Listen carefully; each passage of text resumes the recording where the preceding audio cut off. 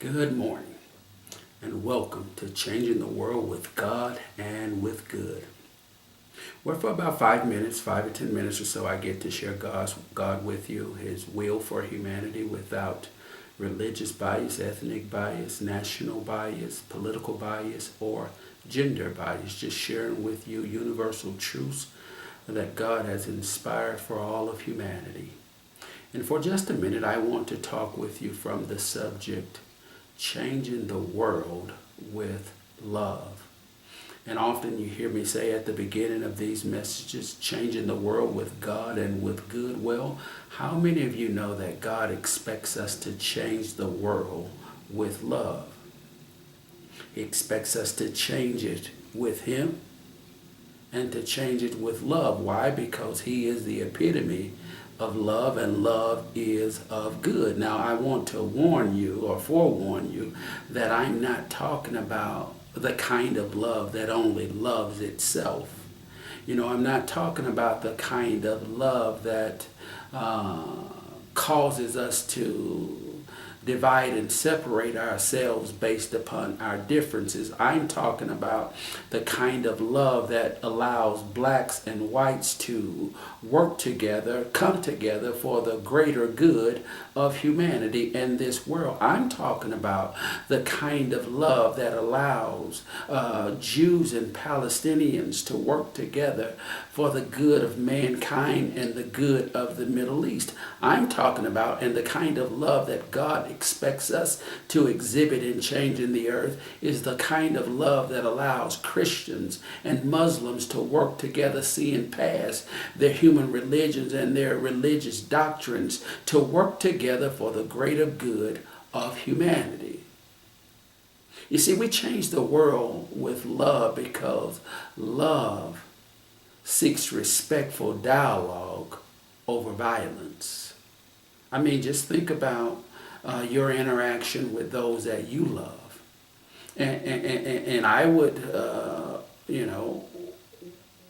wager that most of you, your first, not even your second inclination when dealing with those that you love doesn't involve causing harm to those that you love.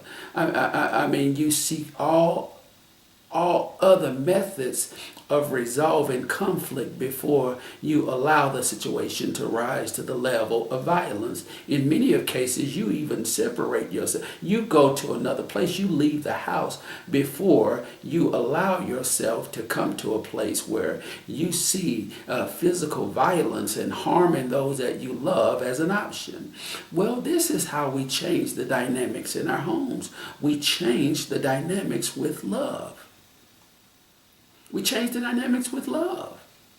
And I mean, if you don't know what love means, if you're not sure what the definition of love means, love is simply the giving of yourself for the benefit of another. Well, this is what God expects of us. He expects us to give of ourselves. He expects Christians and Muslims to come together, to work together for the good giving of themselves, for the improvement, for the benefit of humanity. He expects Jews and Palestinians to come together, to work together for the greater good of humanity, for the greater good of the Middle East.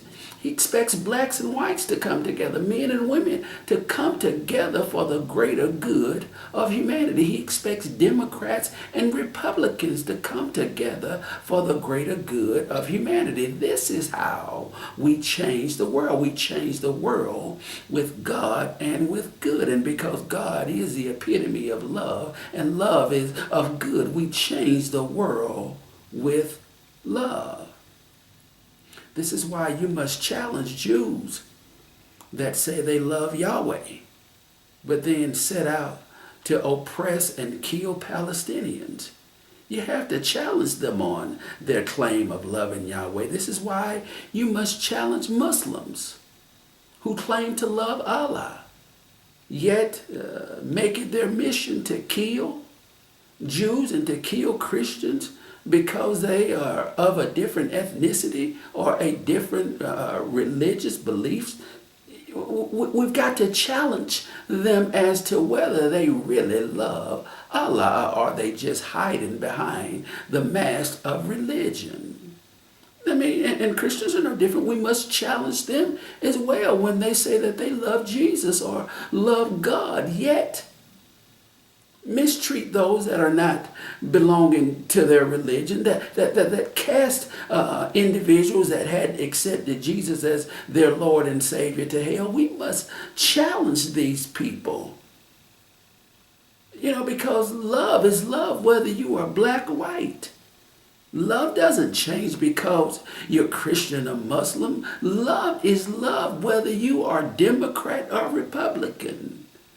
Whether you are American or Iranian, love is still love. And God expects us to change the world with love. You got to remember that God knows a tree by the fruits that it bears, not by its religion or its confession of faith. And he expects us to change the world with love. So much so that he inspired Jesus of Nazareth, called the Christ, to teach those that he had the privilege of ministering to, that the two greatest commandments are to love God the Creator with all our hearts, our minds, our bodies, and our souls, and to love each other as ourselves.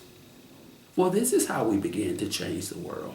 This is how we begin to embody the kingdom characteristics that God would have us to exhibit, that we allow our lights to shine before men, that they might see our good works, that he might be glorified.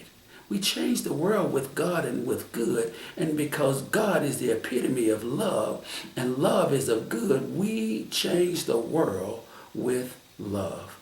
I love you. I thank you for tuning in. And until next time, goodbye.